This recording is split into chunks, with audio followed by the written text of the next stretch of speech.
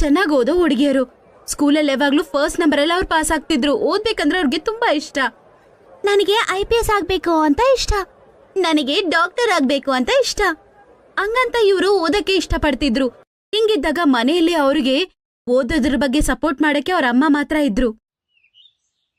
ಆಹಾ, ನೀವು ಚೆನ್ನಾಗಿ ಓದಿದ್ರೆ ಒಂದಿನ ನಿಮ್ಮ ಕನಸೆಲ್ಲ ನನಸಾಗತ್ತೆ ಮಕ್ಕಳ.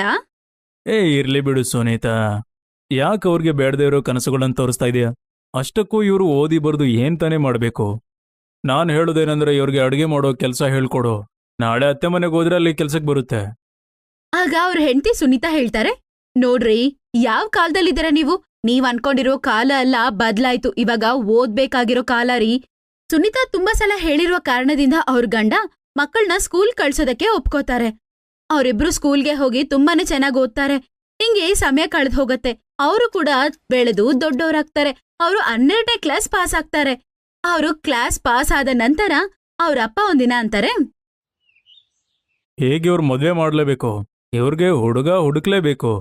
ಅಯ್ಯೋ ಅಪ್ಪ, ನಾವಿನ್ನೂ ಹೈಯರ್ ಸ್ಟಡೀಸ್ ಮಾಡ್ಬೇಕಪ್ಪ. ಹೌದಪ್ಪ. ಹಿಂಗಿದ್ದಾಗ ಒಂದಿನ ಸುನೀತಾಗೆ ಮೈ ಹುಷಾರಿಲ್ದೆ ಅವಳು ಪಾಪ ತೀರ್ಕೊಂಡ್ಬಿಡ್ತಾಳೆ. ಹಿಂಗಿದ್ದಾಗ ಒಂದಿನ ಅವರ ದೊಡ್ಡ ಮಾವ ಮನೆಗೆ ಬರ್ತಾರೆ. ಅರೆ, ಇನ್ನು ನೀನು ನಿನ್ನ ಮಕ್ಕಳನ್ನ ಖಾಲಿ ಕೂರಿಸಿದ್ಯಲ್ಲ. ನಮ್ಮಲ್ಲಂತೂ ನಮ್ಮ ಹಳ್ಳಿಯಲ್ಲಿ 18 ಆಗ್ತಿದ್ದಂಗೆ ಮದ್ವೆ ಆಗ್ಬಿಡುತ್ತೆ. ಅವ್ರ ತಾಯಿ ಇಲ್ಲದ ಮಕ್ಕಳು ಏನಾದ್ರೂ ತೊಂದರೆಗಿಂದ್ರೆ ಆದ್ರೆ ಆದಷ್ಟು ಬೇಗ ಇವ್ರಿಗೆ ವರ ಹುಡುಕು, ಇವ್ರ ಕೈಯನ್ನ ಹಳದಿ ಮಾಡು. ಅವ್ರ ಮಾವ ಬಂದು ಹಿಂಗಂತ ಹೇಳಿದ ತಕ್ಷಣ ಅವ್ರಿಬ್ರಿಗೂ ಮದ್ವೆ ಮಾಡ್ಬೇಕಂತ ಹುಡುಗ ನೋಡಕ್ ಶುರು ಮಾಡ್ತಾರೆ. ಕೊನೆಗೆ ಒಂದೇ ಮನೆಯಲ್ಲಿ ಅಣ್ಣ ತಮ್ಮಂದಿರ್ನ ಅವರು ನೋಡ್ತಾರೆ.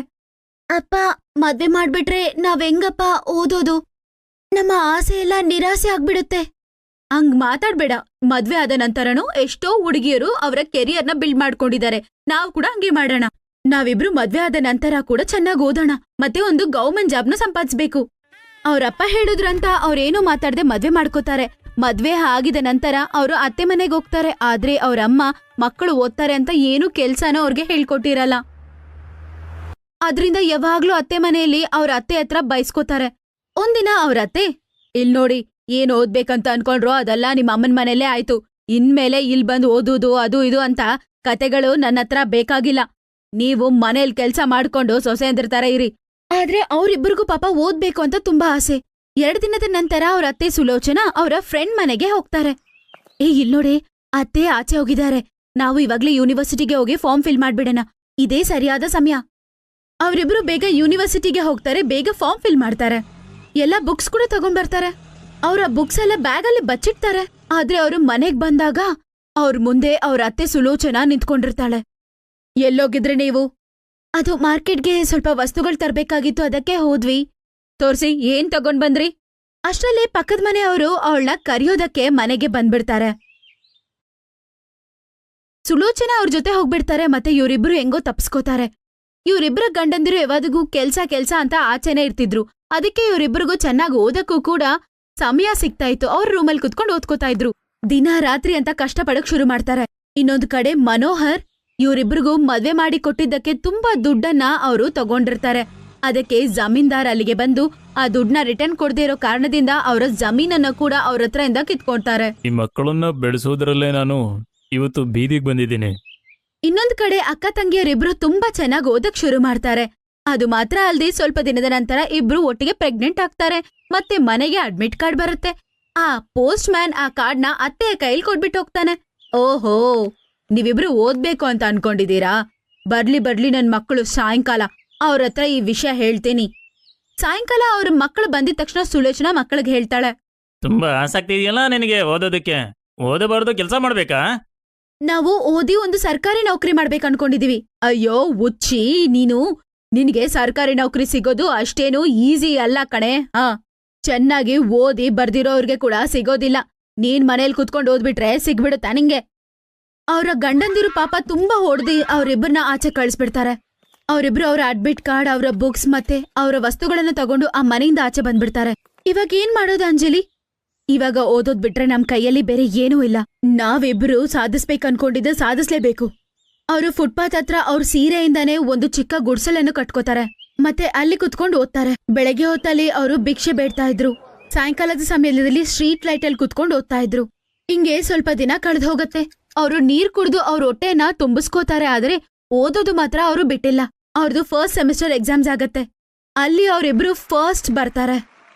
ಕಾಲೇಜ್ ಪ್ರಿನ್ಸಿಪಲ್ಗೆ ಅವರಿಬ್ರ ಕತೆ ತಿಳಿಯುತ್ತೆ. ಅವ್ರಿಬ್ರ ಹತ್ರ ಹೇಳ್ತಾರೆ, ಇವತ್ತಿಂದ ನೀವಿಬ್ರು ಕಾಲೇಜ್ ಹಾಸ್ಟೆಲ್ ಓದ್ತೀರಾ, ಅದೇ ತುಂಬಾ ಶ್ರದ್ಧೆಯಿಂದ ಓದಿ. ಈಗ ನಾನ್ ಸಹ ನಿಮ್ಮಿಬ್ಬರ ಬೆಳವಣಿಗೆಯನ್ನ ನೋಡಕ್ಕೆ ಬಯಸ್ತೀನಿ. ನಿಜವಾಗ್ಲೂನಾ ಪ್ರಿನ್ಸಿಪಲ್ ಸರ್, ನಿಮ್ಗೆ ತುಂಬಾ ತುಂಬಾ ಧನ್ಯವಾದ. ಅವರಿಬ್ರು ಈಗ ಹಾಸ್ಟೆಲ್ ಅಲ್ಲೇ ಇರ್ತಿದ್ರು. ಅಲ್ಲಿ ಅಲ್ಪ ಸ್ವಲ್ಪ ಕೆಲ್ಸಗಳು ಮಾಡ್ಕೋತಾ ಇದ್ರು. ಅದು ಮಾತ್ರ ಅಲ್ದೆ ಅವರು ಚೆನ್ನಾಗಿ ಊಟ ಮಾಡ್ತಿದ್ರು. ಸ್ವಲ್ಪ ದಿನದ ನಂತರ ಅವರು ಮಕ್ಕಳಿಗೆ ಜನ್ಮ ನೀಡ್ತಾರೆ. ಅಂಜಲಿಗೆ ಹುಡುಗ ಮತ್ತೆ ಸ್ವಪ್ನಾಗೆ ಹುಡುಗಿ ಹುಟ್ತಾರೆ. ಹಿಂಗವರು ಚೆನ್ನಾಗಿ ಓದ್ಕೋತಾರೆ ಮತ್ತೆ ಅವ್ರ ಮಕ್ಕಳನ್ನ ಕೂಡ ನೋಡ್ಕೋತಾರೆ. ಈ ರೀತಿ ಅವರು ಗ್ರಾಜುಯೇಟ್ ಕೂಡ ಆಗ್ಬಿಡ್ತಾರೆ. ಅವರ ಕನಸನ್ನು ನನಸು ಮಾಡೋದೇ ಇವಾಗ ಅವ್ರಿಗೆ ಉಳಿದಿತ್ತು.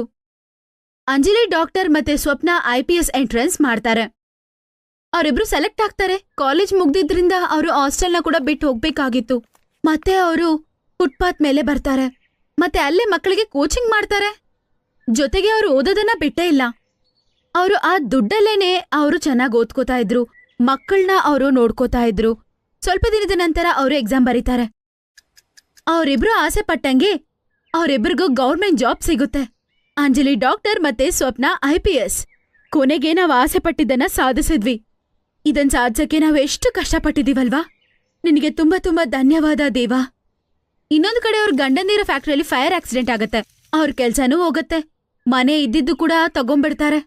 ಇವಾಗ ಅವ್ರು ಬೀದಿಗೆ ಬೀಳ್ತಾರೆ. ಒಂದಿನ ಅವರು ಊಟ ಎಲ್ಲರಿಗೂ ಹಾಕ್ಬೇಕನ್ಕೋತಾರೆ. ಆ ದಿನ ಎಲ್ಲಾ ಬಡವರು ಅಲ್ಲಿಗೆ ತಿನ್ನಕ್ ಬರ್ತಾರೆ. ಆ ಊಟ ತಿನ್ನೋದಕ್ಕೆ ಅವ್ರ ಅಪ್ಪ ಮನೋಹರ್, ಅವ್ರ ಅತ್ತೆ ಸುಲೋಚನಾ ಮತ್ತೆ ಅವರ ಗಂಡಂದಿರು ಬರ್ತಾರೆ. ಅವರಿಬ್ರು ಸಕ್ಸಸ್ ಆಗಿರೋದನ್ನ ನೋಡಿ ಅವರು ಶಾಕ್ ಆಗ್ತಾರೆ. ನಮ್ಮನ್ನ ಕ್ಷಮಿಸಿ, ನಾವು ಮಾಡಿದ ತಪ್ಪಿಗೆ ನಮ್ಗೆ ಶಿಕ್ಷೆ ಸಿಕ್ಬಿಡ್ತು. ನನ್ನ ಇಬ್ಬರು ಮಕ್ಕಳ ನನ್ನ ಕ್ಷಮಿಸ್ಬಿಡಿ ಅಂಜಲಿ. ಸಪನಾ, ನೀನು ನನ್ನ ಕ್ಷಮಿಸ್ಬಿಡು. ಅಪ್ಪ, ನಿಮ್ಗೆ ಪರಿಸ್ಥಿತಿ. ಮನೋಹರ್ ನಡೆದ ವಿಷಯವನ್ನು ಹೇಳ್ತಾನೆ. ಅವ್ರ ಸ್ವಂತದವರ ಈ ಪರಿಸ್ಥಿತಿ ನೋಡಿ ಅವ್ರಿಗೆ ತುಂಬಾ ಬೇಜಾರಾಗತ್ತೆ. ನಡೆದಿದ್ದೆಲ್ಲ ಮರ್ತೋಗಿ ಅವರಿಬ್ರು ಕ್ಷಮಿಸ್ತಾರೆ. ಗೌರ್ಮೆಂಟ್ ಕೆಲ್ಸ ಮಾಡ್ತಿರುವ ಇಬ್ರು ಸೊಸೆಂದ್ರು ತುಂಬಾ ಸಂತೋಷವಾಗಿರ್ತಾರೆ. ಮತ್ತೆ ಅವ್ರ ಅತ್ತೆ ಆ ಇಬ್ಬರು ಮಕ್ಕಳನ್ನ ಚೆನ್ನಾಗಿ